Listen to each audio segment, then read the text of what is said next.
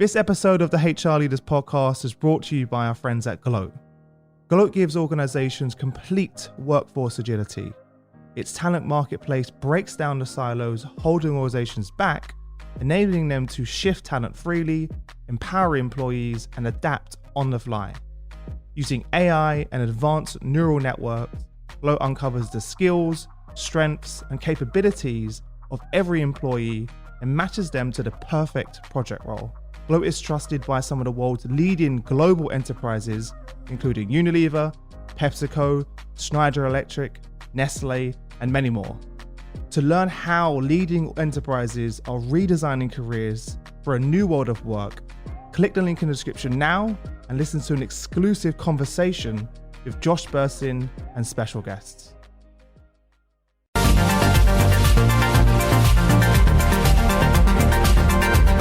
Hi HR Nation, welcome back to another episode of the HR Leaders Podcast, the show where we explore the future of work with industry experts and HR executives from the world's leading global brands. Today I'm joined by Christopher Rossett, Senior Director of Business Impact and Results at Comcast. Really excited for this episode. We're going to be talking about Chris's new book, Introducing HR Analytics with Machine Learning. Welcome to the show, Chris. How are you? I'm doing great. How are you doing today, Not Chris? too bad. Congratulations on the book. How does it feel to finally have it out there? It feels good. It feels good. It was a little over 2 years of writing and a little over a year of editing. But it's just amazing to have it out there in the universe and being able to hold it in my hand. Hey. It's a thing. So it feels good. Tell everyone what the inspiration was behind the book. Because we don't get many practitioners in your space all of a sudden going, you know what, I'm going to write a book. Put it out there. Well, I wasn't actually looking to write a book. I was presenting on some machine learning work I did at another company at a conference. And after the conference, or after the presentation was over, a publisher from Springer approached me and said, hey, you look like you're passionate about this topic. Would you like to write a book about it? And I said, sure, I have no idea how to write a book. And she said, that's okay, we'll help you. And so I said, yeah, I would love to give it a shot. The inspiration, I think, was sort of this shared vision. From Springer's perspective, it was, hey, this is a very contemporary topical thing that's needed out there. And so that's what we do, right? We bring that content to people that need it. And I have this passion about making empiricism and research and database decision-making cultures a legitimate skill set in human resources, right? And in human capital strategy. And if we really expect HR to get on this data train, the way that I think we are implicitly and explicitly, we have to make it accessible to everybody. We can't keep these stage gates up of you need a master's degree or you need to be a data scientist or you need a PhD. We need to create materials that allow everybody to create this baseline, right? The analogy I tell people when we talk about this is, 30 years ago, you could kind of maybe get away with not knowing how to use a computer and still be employable. 20 years ago, you had to at least be able to kind of like work email. And now if you're not legitimately computer literate, you're basically not employable in about 95% of the workforce in the Western world, right? Analytics is I'm seeing that evolution come, saying, we're not going to expect everybody to be a data scientist, but everyone's going to have at least a baseline level of literacy to intelligently work with, consume, and otherwise interact with data, because it's just becoming such a ubiquitous part of every industry, and HR is every day less and less of an exception. So on that point then, you mentioned obviously HR. Is that the only audience you wrote this for? Who is that? Who did that ideal sort of character you had in your mind when you were writing the book?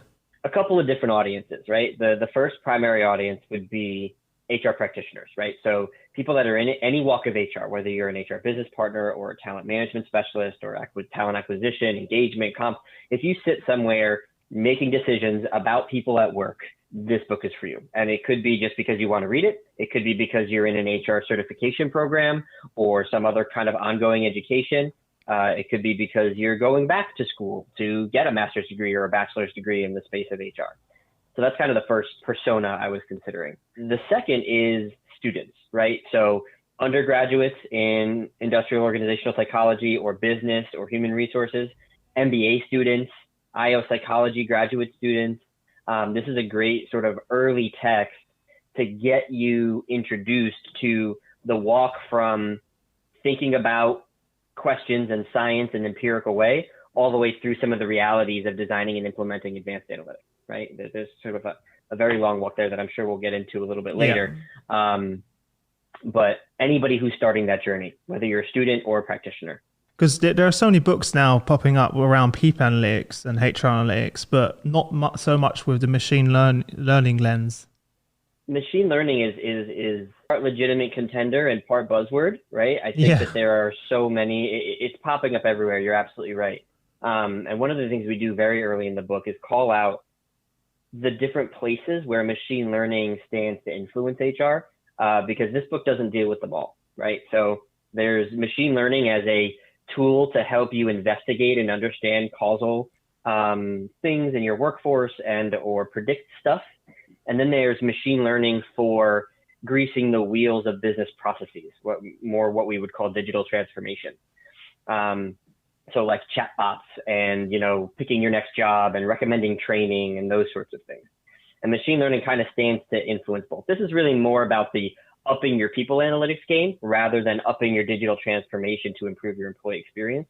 But machine learning kind of runs the whole gamut. Mm-hmm. For people that have, everyone's probably heard of machine learning, but can you do your best in a language everyone can understand of describing how does machine learning actually work? Well, machine learning, like a lot of analytics concepts, is much broader than one thing. So it's sort of a tough thing to pin down. And in a lot of ways, machine learning is just one tool in the toolbox of advanced analytics. And the book does get into some of that, saying, well, what is machine learning compared to inferential statistics, compared to artificial intelligence, right? Compared to natural language processing. When we talk about machine learning, and if you ask 7 or 10 or 20 people like me, you'll probably get 7 or 10 or 20. That's why I asked. Yeah, that's exactly why I asked that question. But the main way that we try to take a pretty inclusive definition of machine learning. And what we say is that computers got so good at going fast that we wanted to get out of their way. Rather than the traditional concept of computing, which is you design all the rules and you put them inside the machine, and then you input data, the machine does the rules, and then you get some kind of output, right? Like that's the traditional way computers worked. Machine learning says, well, we can compute so much, so fast, and do so many interesting things that rather than tell us exactly what to do, we would rather guide you as the human and kind of let you, computer, flex your muscles. The analogy I draw, we talk about it in the book, is this idea of making a peanut butter and jelly sandwich, right? We could use a recipe for that. And we could say, hey, you need a loaf of bread, you need a jar of jelly, you need a butter knife, you need a plate, right? And then I can put it, so those are the ingredients, right? The data. And then we give you instructions, right? That's kind of the recipe, right? Mm-hmm. Take the bread out of the bag, put peanut butter on one side, put jelly on the other side, right? And you can create a recipe. And that's how computer programs work traditionally. Machine learning says, well, rather than do that, why don't we just let you watch 100,000 people make peanut butter and jelly sandwiches and let you pick out the parts that are the most important, right? And so you'll sort of implicitly learn as the machine what parts are most important. And then you can make the sandwich yourself. Is that why when people talk about more data that goes in, the better it gets? Is that why people talk about that? You hear people talk about the more data that goes in, the faster it learns. Is that why? Yeah, essentially, right? It gets a little more complex than that, but you're on the right track there. That experience someone has, yeah. Right? The better you can do, right? Somebody who's been playing guitar for 10,000 hours is way better than somebody who's been playing it for 100 hours, right? And if you think about machine learning in this idea of watching and learning, mm-hmm. that's essentially what we're doing. We're feeding data in that's sort of a proxy for experience, and then the machine can get better and better at observing and understanding the very, very specific thing that it's trying to predict or understand. Mm-hmm. We've seen over the last sort of 15 months the people analytics function come to the forefront of many organizations. Not for us that are working in this space, no surprise, but for many other people, it was very much a new thing. For traditional HR professionals, why is it so important for them to become familiar with these research methods, statistics, data systems? The short answer, in my opinion, is that because the technology is catching up. So even 5 years ago, the amount of companies that had enough HR data that was of high enough quality and reliability that you could do interesting things with it was orders of magnitude lower than it is today.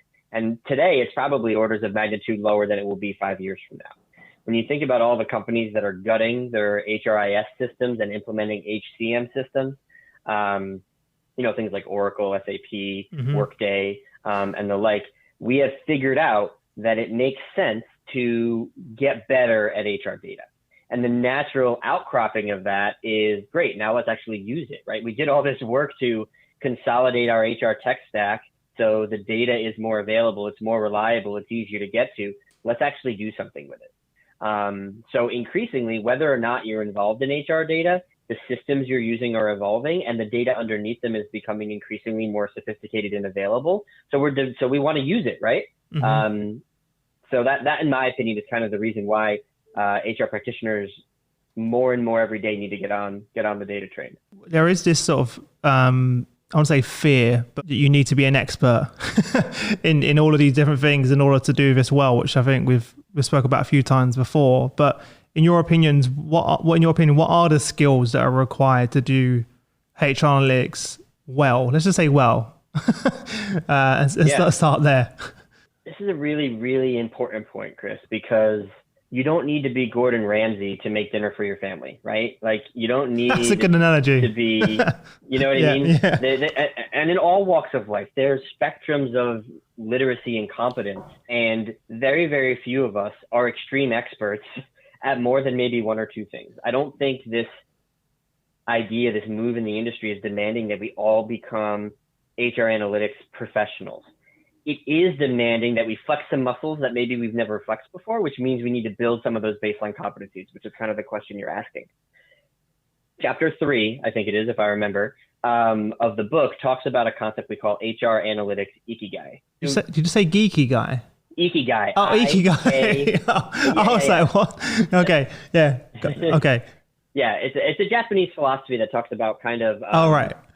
how you think about your life, right? So what you can get paid for, what you're good at, what you love, and what the world needs. And if you make kind of that four-way Venn diagram, you can see that, some people that are accountants but love to play music, sort of, play in a band on the weekends and, do their job during the week so they can have enough money and they love what they do, right? Other people flip that script and they say, I'm so passionate, I'm going to play music and then I'm going to wait tables at night or during the day so that I can play my music at night, right? And it's not a judgment of good or bad. It's just, how do you fill all four of those buckets so that you can have balance and fulfillment in your life?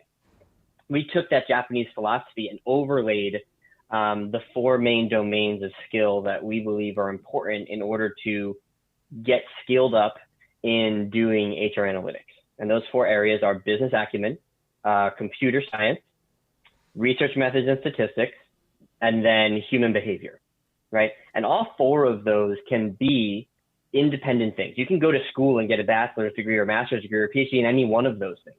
Increasingly, we're seeing formal training and jobs that kind of go across, right? If you take computer science and business acumen and you overlay them, you get information technology, right? If you take business acumen and people and behavior and you overput it, you get human resources, right? And as these things overlap in the different places they overlap, you get these different industries that are well designed. When you put all four of them together, you end up with HR analytics or people analytics. So this is kind of a long-winded way to answer your question of what skills do you need. I always coach people to say, think about those four areas. Where are you strong and where are you weak? If you're a data scientist who's jumping into the HR pool, you probably got to build a little muscle in people and behavioral theory and business acumen and how those two things come together to create HR. If you're an HR practitioner and you're trying to get into this data thing, you're going to need to lean into research methods and statistics and computer science, right? And any of the other combinations that exist that have caused you to end up kind of in this new world. Does that answer your question? Yeah, I love the way you blend, the way you pictured, you brought it to life by bringing those things together. I never looked at it that way, but you're completely right. It's a good way of looking at it. If you figure out that this is an area of weakness, though, then I suppose the next question is, where do I start?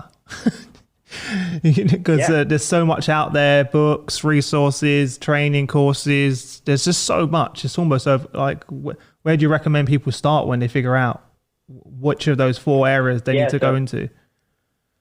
So I'll talk about the 2 sort of, I think, main personas that would potentially be coming to this book, right? The HR practitioner who doesn't really understand data science all that well, and the data scientist who doesn't really understand HR that well.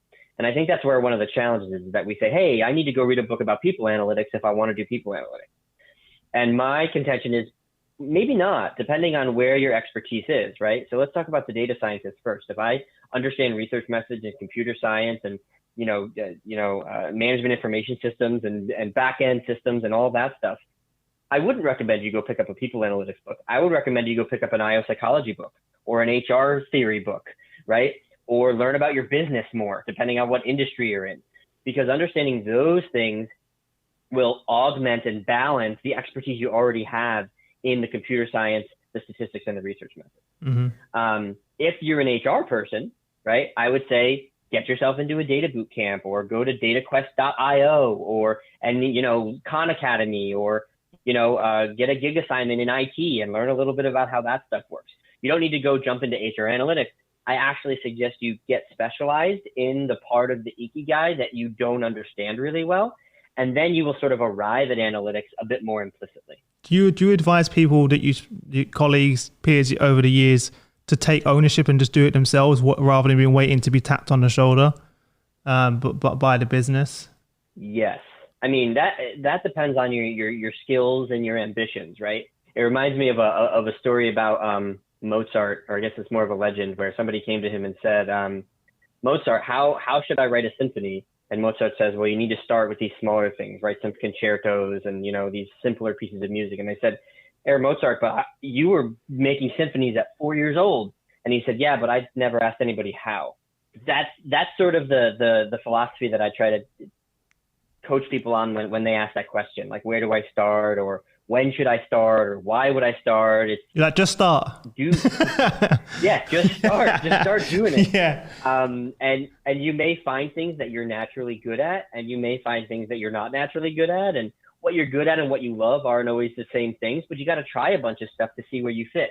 You might start playing around with HR analytics and realize you really have a knack for IT. And then you become an IT professional who supports HR analytics. Or maybe you realize you love research and you end up right in a strategic HR function, designing programs and doing advanced research. Or maybe you get in, you're like, I absolutely hate this. I just want to build enough skills so that I can go back to what I was doing beforehand, but I can interact with HR analytics teams when it's necessary. Yeah. It's about finding what you're good at, what you like, and striking that balance between the two things. And the only way to do that is by starting. Because then you just, it's in that process of discovery, then you figure out that this is what I'm good at, this is what I'm not. And then you kind of know that kind of tells you where you need to go in what direction. But the important thing is starting. And the reason I asked that, by the way, is I speak to so many people analytics leaders, and many of them from a practitioner, HR practitioner background, generalist background. And I asked them, how did you end up as the VP of people analytics, given the fact that you had no prior experience? And they just took the ownership. They just saw that the business need, that as you mentioned, the data, the systems, this is where the profession was moving, and they just took it on their own shoulders just to dive in. No one said to them they have to do it. Yeah. The little dirty secret of all professional HR analytics people is that none of us are particularly special, right? We all started somewhere and kind of implicitly drifted, and then at some point saw it, grabbed the bull by the horns, and just went that direction, right? Mm-hmm. My formal training is as an industrial organizational psychologist. So I had a little bit of the stat and the research methods, and I spent the early part of my career in strategic HR things. And then but I'm not a data scientist. I don't write a lot of code. I'm not someone that's going to jump in and architect the back end or anything like that. All of the stuff I have there is learned. And I often joke with my teams that I'm not a data scientist. I just play one on TV. But you understand it. I know enough. Yeah, yeah, exactly. I know enough of, I would, if you put me in a room with a true data scientist, right? In those areas, I'm not going to keep up. I know enough about it to work with them, but the genius I bring to the table, right? And everyone has their own geniuses that they bring to the table, is more in that people theory and stats and research methods, right? Like that's the part that I bring. I bring in, like, this book is co-authored with a guy named Austin Haggerty. See his name right there? Yeah. He is an actual data scientist, right? He works for Microsoft leading a data science group. So as soon as they said, do you want to write this book? I said, yes, provided I can find a data scientist to write it with me. And that's the hubris you have to leave at the door, that no person went to school and sort of was just like birthed as this all-encompassing people analytics person. This function or role didn't even exist 5 years ago. Exactly. So how could you possibly expect yourself to be this perfect confluence of these 4 domain areas? Yeah. You know, Austin sort of started in data science and drifted towards HR. Yeah. I started in HR and drifted towards data science. And the best HR analytics teams and the best HR analytics leaders build teams that have people that naturally come from all different areas and then augment their capabilities through experience. So tying this back to your previous question, it's like wherever you're at, just jump across the Ikigai to somewhere else and try it out. And maybe you'll like it, maybe you won't, maybe you'll be good at it, maybe you won't. But wherever you land, you can build those skills. And at the very least, you leave with a critical experience. Yeah. At the very most, maybe you find a new direction for your career. What are some of the other chapters that you think in the book that our audience would most resonate with, that you're most proud of as well? One of the chapters I really, really like, that I haven't seen in a lot of materials about this, is a chapter on doing HR analytics and machine learning well. And when I say well, I mean... I like the fact you're trying to be nice about that. You're like, how do I say this in the politically correct way? Yeah, there's a lot of legal, ethical, privacy, and other things that are going to make HR analytics a game changer. But also, we're standing at this precipice where we can sacrifice the means for the sake of the ends. And I don't really think that that's a great idea. And there's a lot of places in the history of humanity where we've let the science get ahead of itself, or we've let the innovation get ahead of itself. And it took us 10 or 20 years to realize that we were hurting people unintentionally, right? There's a great book on this called Weapons of Mass Destruction by Catherine O'Neill. In order to use innovation well, we have to understand the medium, long-term, obvious, non-obvious effects. There's a chapter in the book that's dedicated to kind of 8 principles around this. And we use analogies like when thalidomide came out in the 50s, and we thought it was so great and we could sell so much of it that we didn't realize it was going to do really bad things to pregnant women. And there ended up being a lot of people negatively impacted about that because we didn't take our time and do the due diligence we were supposed to do. You have another example of the predatory loan industry, where we've sort of allowed machine learning to overshadow the fact that it's really not doing great things to the middle and lower socioeconomic status folks, but machine learning is driving profits, and that's more important than anything else. And the whole point of the chapter, Chris, is to say, just because you have a tool doesn't mean unbridled application is the answer. Yeah. And so it's not saying don't use machine learning. It's not saying don't be aggressive with implementing machine learning. It's saying be thoughtful and prudent about how you do it so that you first do no harm. One of the places that machine learning stands to impact so much is how we make decisions about people. When you're using machine learning in marketing insights, for example, if you do it poorly, people don't buy your product. And at the end of the day, that's on you, that's on your business, that's lost market share, that's lost revenue, but it's not really hurting anybody. When we start taking that same technology and using it to recommend who qualifies for a high potential program or who gets promoted or any number of other decisions we make as HR practitioners, it's very easy to see why the outcomes are so much more important to get right and to be fair and to treat people with the dignity and respect they deserve. We can't just take consumer insights math and slap it on top of HR problems.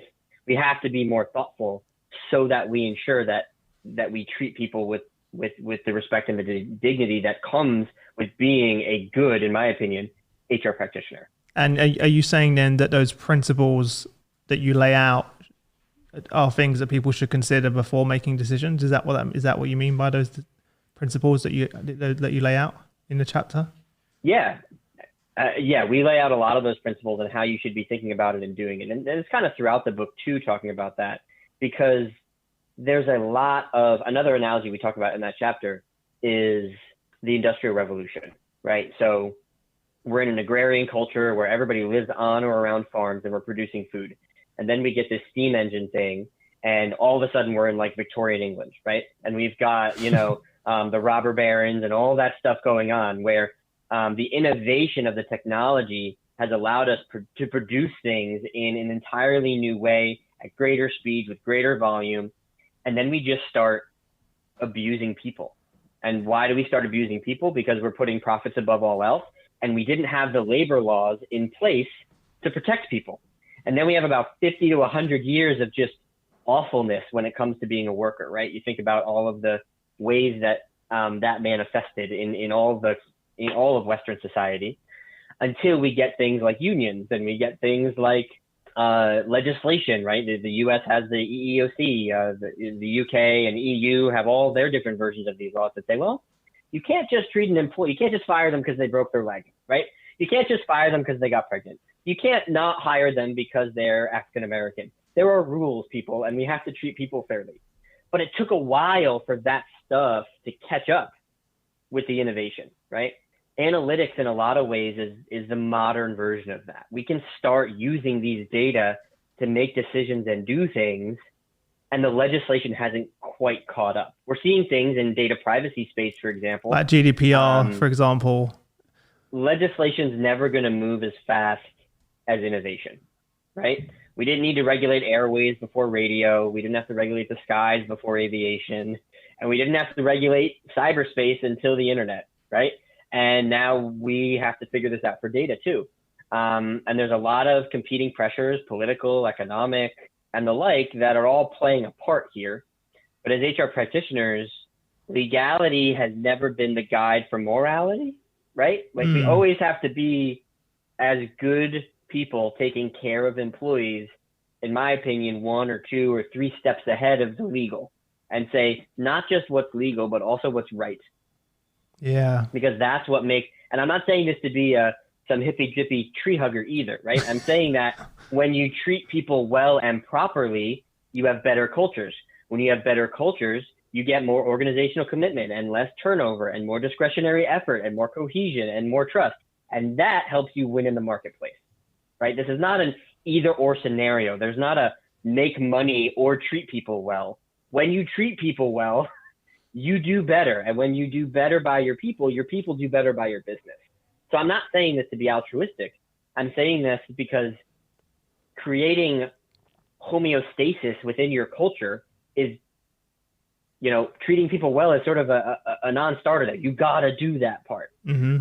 And if you let data overemphasize how you make your decisions, and you let it replace the way you're thinking critically, you're going to have a bad time in the long run, even if you think you're saving things in the short run, right? It should always be augmenting our decision-making, not replacing our decision-making. Mm-hmm. And that is a big concern that I hear from the HR community, is it feels like it's flipped completely the other way, where in the past it was a lot of emotional intelligence, experience-based decisions. And now it's like the opposite way, where it's like 99% data-driven, then you got that 1% of the emotional intelligence side, and making sure we're making decisions that are the right decisions, and not just the right decisions, but the decisions that are going to put our people first. If that premise that Chris just stated makes you angry or upset, or makes you feel like, why am I here anymore? That is the reason to get data literate, because the algorithms and the machine learnings live behind this metaphorical black curtain, and organizations or tech companies are saying, why did we do that? Because the algorithm said so. The more literate you are in the analytics space, the more you can say, I don't buy that. Explain that to me. Why? And when you read this book, you'll be able to understand the difference between a logistic regression and a linear regression. You'll be able to explain at a high level what an SVM is or what a decision tree or random forest is. You'll be able to understand how distributions and basic statistics work. So you can say, let me see the descriptive statistics that underlied your model development, because this regression is saying one thing, but I've been an HR business partner for 20 years and that doesn't make sense to me. So show me how you got there.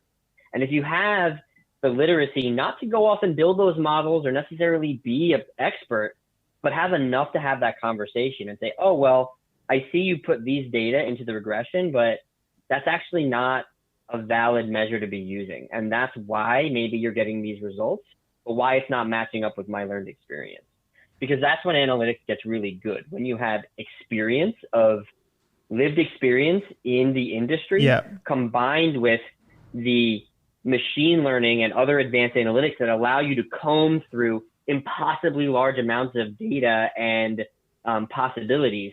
You put those two things together. If you can have the conversation, it's amazing. If you still have that metaphorical black curtain there, then it's going to be tough to get the synergistic value of those two things together. Yeah, I think that's an amazing point that you just mentioned there. And that's something, as you said, it just kind of runs throughout the whole book as well. And you do provide some practical examples, right? And that you walk people through in the book that they can use and do, right? Yeah, so it is at the end of the day an HR analytics book, right? So an advantage of that, if you're in that space, is that we're painting all our pictures and analogies in the space of HR things, turnover and, learning and development and talent acquisition. So the analogies and the examples and the surveys and the stuff that we talk about are all painted in the space of human resources decision making, right? That's another reason I think, Chris, that this book was sort of timely, because a lot of it, I will say few machine learning books or advanced analytics books are really focused on HR outcomes, right? And there are a lot of those things in the people analytics textbooks and things like that. And in some ways, this is sort of an addition to that body of knowledge. Yeah. For people that are, the different companies at different stages of this, some are just getting started, some are pretty advanced, but what are your sort of top tips you give companies on how to apply machine learning to the human workplace or the human capital strategy and tie that in?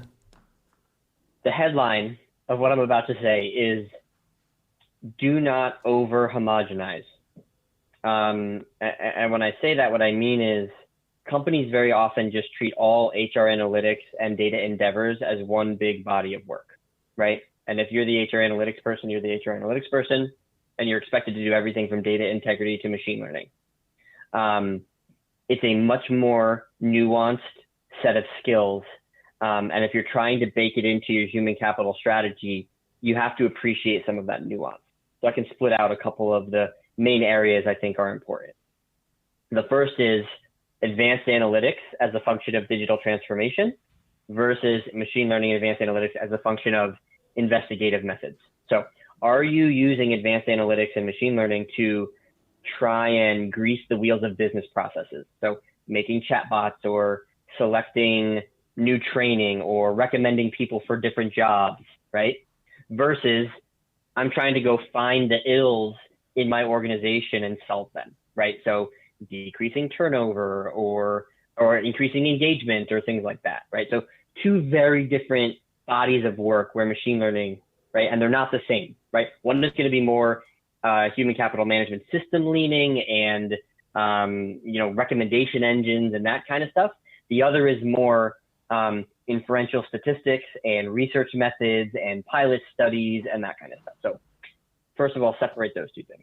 The second two areas that should not get over homogenized is strong, reliable data and good descriptive statistics compared with inferential statistics, machine learning, predictive analytics, and that sort of stuff. Most companies today are staffed to do the first one. It's just a matter of deciding to do it, designing the work intelligently, and then having the sponsorship to get it done. We talk about this very early in the book, that getting to good quality, reliable data is not sexy. It doesn't give you a ton of very direct return on investment, but it's the equivalent of pouring a good foundation before you start building a frame. In my opinion, the first thing you should do as a company is get to good data, which sounds simple, but is not. Yes. Yeah. The second part of that is, what are you actually doing with that data? And that's where we get into kind of what I was talking about before, digitalization versus recommendation engines and all that kind of stuff. But separating those two bodies of work out are really important because they require two incredibly different skill sets and two incredibly different sort of approaches. And then the final thing I'll say on this topic is, how are you designing your organization to get this work done? And you need to do that on purpose. I've seen a lot of organizations that sort of grow their analytics teams organically and don't have any purposeful organizational design to make sure you're hitting all the critical parts of what it takes to do HR analytics well, right? You've got to have a really good tech stack. You've got to have good HR operations and reporting. You've got to have good consultants that can go in and diagnose problems. And you've got to have advanced research. And you can decide as an organization, how are we going to design it? Are we going to centralize it all underneath some CHRO? Are we going to centralize the HR operations and the tech stack, or we're going to decentralize the advanced analytics and the consulting? Are we going to decentralize the whole thing? What makes sense based on what we're willing to spend, what our industry demands, what capital we have to put against it, et cetera, et cetera. So once you understand the work, you then have to make some very legitimate decisions to purposefully design your organization to get where you want to go. Anything we missed that you wanted to take the time to share now? Yeah. Well, we haven't talked too much about the back third of the book, which is all about actually getting started. And to your point, we won't give it all away, but the book is basically an introductory walk, right? From kind of the foundations of science, thinking logically, understanding cause and effect, all the way through the realities, right, of designing and implementing a model. So this has to include how thinking and good questions turn into research methods, how those research methods become good data, how good data becomes good stats, and then how good stats create good models and algorithms that then provide insights which influence thinking, right? That's the cycle of science, basically. See a thing, come up with an idea, collect some data, see if it's supported, use that to influence your next question. The back half of that is really important. How do I actually get started? And the back third of the book talks a little bit about that. We have kind of our own unique twist on machine learning projects. It's called our 3 A's model, which essentially is appreciate, assemble, and adopt. Appreciate is understand the business need, what you're trying to do, what data is available, what you need. Assemble is putting a data model together, and then adopt is making it stick. And what I have seen at times, and why we break it out this way, is that either you're totally on the adopt side, like all you think about is the business need and change management and all of that stuff, but you don't necessarily appreciate how hard it is to create a good data model, or you're a ivory tower type scientist and you understand the realities of getting good data and having good research questions and really understanding causality and effect sizes and p-values and all of that stuff. But then you expect that once you create something beautiful, people will just want it. And you don't appreciate the realities of actually planting that in soil and having it flourish and grow. And the last third of the book is kind of talking about, how do you do both of those things? How do you begin your journey on figuring out how to appreciate the fact that there is a legitimate business need on the front end, and then a change probably on the back end that you really have to appreciate? And then how do you do all the good science and engineering in the middle to create something that's going to actually have an impact? Yeah, I love the 3 A's. You've really made that really easy, because that's always a question, right? How do I get started? How do I get started? There's like a common question that comes up. I normally ask that question to leaders. So I'm glad that you dedicated a chapter to that, because that's and that model, the 3 A's that you outlined, is really going to be really helpful for people to make sure they don't miss those steps. Because you are right, it's one of those. It's normally one of the A's and they're missing the other two. And that's where I see a lot of people go wrong. But what are the common mistakes then that you see people make? A few. The first is, we rarely take the time as an industry to make sure that we have gotten the data we need that matters. So the story I like to tell here is about a a man who left the bar one night, maybe had a few too many, and he's looking around on the ground as a police officer walks up and says, "Hey, what are you doing?" And he says, I dropped my keys, and I can't find them." And he's underneath this big street light looking around. And the cop says, "Well, where did you drop them? Because I don't see him here." And he said, "Oh, I dropped them in the dark alley over there." And the cop says, "Then why are you looking here?" And he says, "Well, because this is where the light is." And so often in HR analytics, we do that. We say, what data do we have? Let's solve the problem with that data. And that's not the way it works. You have to understand the problem, understand the underlying principles, theories, and constructs that you need to quantify that would influence that problem, and then figure out how to quantify those things, or don't try to solve that problem. Trying to cook, a pizza with apples, like it just doesn't work, right? But for some reason, we're sort of have this implicit idea that no matter what the problem is, we already have the data to fix it. And that, especially in HR analytics, where we're often dealing with really abstract or really complex concepts, just doesn't fly. And you have to take a step back and say, well, how do I quantify this thing that I'm trying to move? If I'm trying to understand potential or engagement or manager quality, maybe the data I have isn't what I need, either because the data is not reliable and valid, we don't measure it like that, we haven't measured it long enough in order to have an effect, and things like that. So that's kind of the first thing I'll say as one thing that I miss, is that we sort of often say, no matter what data I have, I can answer the question at hand. And that's not often the case.